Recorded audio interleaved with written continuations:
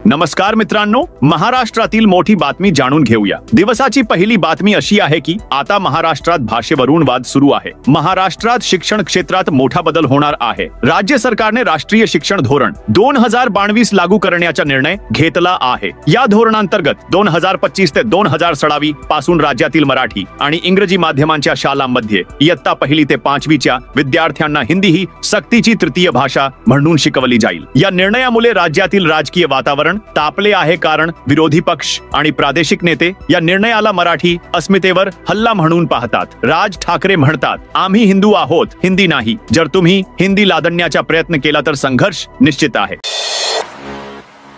35 वर्षे जुन्या जैन मंदिराच्या पाडावावरून मुंबईत संताप व्यक्त होत आहे। मुंबईतील विलेपार्ले परिसरात असलेल्या 33 वर्षे जुन्या पार्श्वनाथ दिगंबर जैन मंदिराच्या पाडकामाबद्दल जैन समुदायाने शनिवारी बीएमसीचा तीव्र निषेध केला आणि समुदायातील लोकांनी ही कारवाई चुकीची, अयोग्य असल्याचे म्हटले आहे। तथापि बीएमसीने पाडलेल्या ठिकाणी प्रार्थना करण्याची परवानगी देण्याचे आश्वासन दिल्यानंतर लोकांनी आपला निषेध मागे घेतला। मुंबई काँग्रेसच्या प्रमुख वर्षा गायकवाड, स्थानिक भाजप आमदार पराग अलवाणी आणि जैन मुनी यांनी या निषेधात भाग घेतला।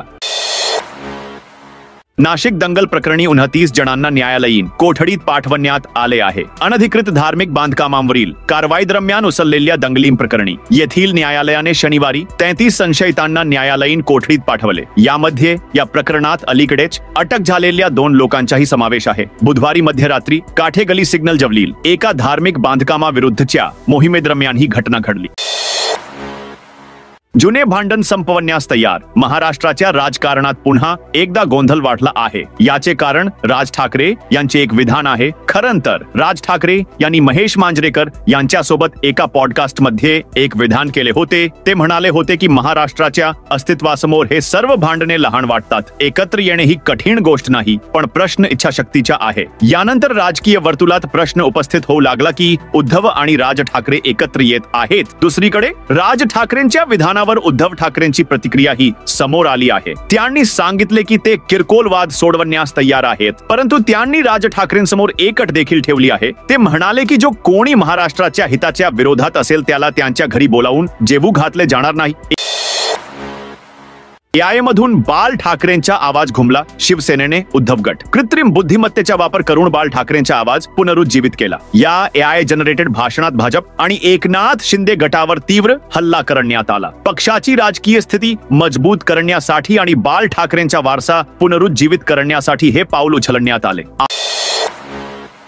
आता झाडे जाळणाऱ्यांविरुद्ध मोहीम, मुंबई शहरात झाडांवर खिले ठोकून दिवे बसवले जातात, त्यामुळे महानगरपालिकेने दंड आकारण्याचा निर्णय घेतला। बेलापूर सेक्टर 3 मधील एका बार आणि रेस्टॉरंटला झाडाला वीज पडून मारल्याबद्दल 10,000 रुपये दंड ठोठावण्यात आला आहे आणि महापालिका पुढील आठवड्यात शहरात विशेष कृती मोहीम सुरू करणार आहे। झाडांवर खिले आणि विद्युत दिवे लावल्याने झाडांना धोका निर्माण होत आहे, त्यामुळे नवी मुंबई महानगरपालिका क्षेत्रातील वृक्षांच्या छतावर परिणाम होत आहे आणि पर्यावरणाचे मोठे नुकसान होत आहे।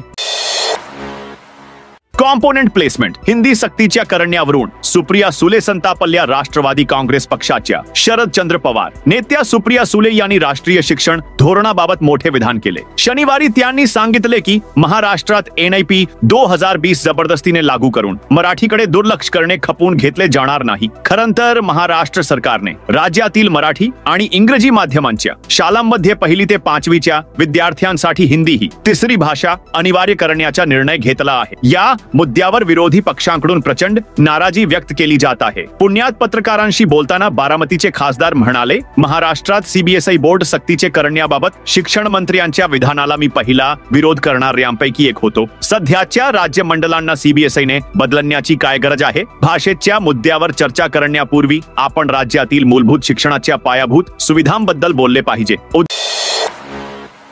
उद्धव आणि राज ठाकरे यांच्यातील समेटाच्या अटकलीवर देवेंद्र फडणवीस बोलले। अलीकडेच राज ठाकरे यांनी एका पॉडकास्ट मध्ये म्हटले आहे की उद्धव यांनी ही सहमती दर्शविली तर ते किरकोळ मतभेद विसरून महाराष्ट्रासाठी उद्धव यांच्यासोबत काम करण्यास तयार आहेत। काही वेळाने उद्धव ठाकरे यांनी यावर प्रतिक्रिया दिली। त्यांनी सांगितले की त्यांच्याकडून कोणतेही संकेत मिळालेले नाहीत आणि ते महाराष्ट्राच्या हितासाठी एकत्र येण्यास तयार आहेत, परंतु यासाठी राज यांना महाराष्ट्र विरोधी शक्तींपासून दूर राहावे लागेल। येत्या BMC आणि महानगरपालिका निवडणुकांपूर्वी राजकीय वर्तुळात ही चर्चा तीव्र झाली आहे। उद्धव आणि राज ठाकरे यांच्या संभाव्य पुनर्मिलनाबद्दल महाराष्ट्राचे मुख्यमंत्री देवेंद्र फडणवीस म्हणाले, जर दोघेही एकत्र आले तर आम्हाला आनंद होईल, कारण जर लोकांनी त्यांचे मतभेद सोडवले तर ती चांगली गोष्ट आहे। मी याबद्दल आणखी काय सांगू?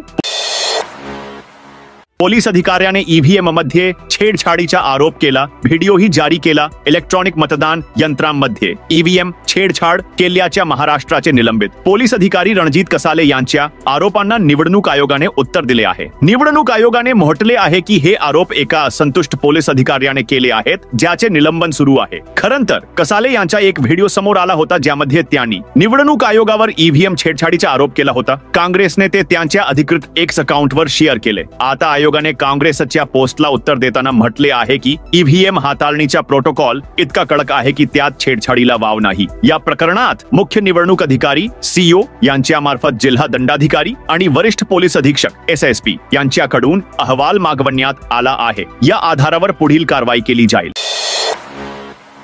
बाबा सिद्दीकी हत्या प्रकरण पोलिसांच्या तपासावर पत्नी असमाधानी राष्ट्रवादी काँग्रेस पक्षाचे एनसीपी नेते आणि माजी मंत्री बाबा सिद्दीकी यांच्या खून प्रकरणाचा तपास मुंबई गुन्हे शाखा करत आहे। या प्रकरणात गुन्हे शाखेचा दावा आहे की या हत्येमागे लॉरेन्स बिश्नोई टोलीचा हात आहे। आता बाबा सिद्दीकीची पत्नी शाहजीन सिद्दीकीने सत्र न्यायालयाचा दरवाजा ठोठावला आहे आणि हस्तक्षेप अर्ज दाखल केला आहे आणि या प्रकरणात आपली बाजू मांडण्यासाठी न्यायालयाकडून परवानगी मागितली आहे। सिद्दीकीची पत्नी पोलिसांच्या तपासावर समाधानी नाही।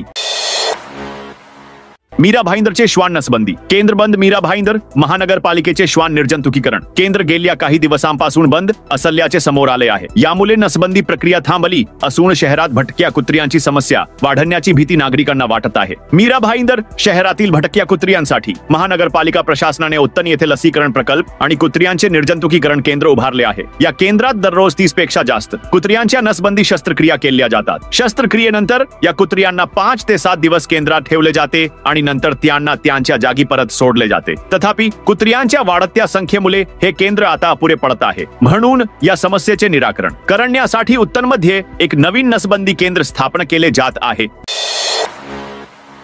आणि आर्द्रतेच्या दुहेरी हल्ला संपूर्ण महाराष्ट्र सध्या तीव्र उष्णतेच्या विलख्यात आहे। मुंबईत असे दिसते की जणू सूर्य आकाशातून थेट जमिनीवर आगीचा वर्षाव करत आहे। सरासरी तापमान 33 ते 37 अंश सेल्सिअस दरम्यान असते, परंतु शहरातील दमट हवामानामुळे अधिक त्रास होत आहे। उष्णता इतकी तीव्र आहे की मुंबईकरांना त्यांचे शहर भट्टीसारखे वाटत आहे। हवामान खात्याच्या म्हणण्यानुसार राजस्थान पासून कर्नाटक, केरळ आणि तामिळनाडू पर्यंत कमी दाबाचा पट्टा तयार होत आहे। यामुळे हवामानात काही बदल होण्याची शक्यता आहे, परंतु मुसळधार पावसाची शक्यता नाही। कदाचित फक्त हलके ढग असतील, परंतु यामुळे उष्णतेपासून आराम मिळणार नाही तर अधिक आर्द्रता निर्माण होईल। मराठवाडा आणि मध्य महाराष्ट्रात आर्द्रता आणि उष्ण वाऱ्यांच्या दुहेरी झुळुकामुळे लोक थकले आहेत। वाढत्या आर्द्रतेमुळे लोकांना जास्त घाम येत आहे आणि शरीर लवकर थकत आहे। हे लक्षात घेता हवामान खात्याने पुढील 2.5 तासांसाठी पिवळा इशारा जारी केला आहे।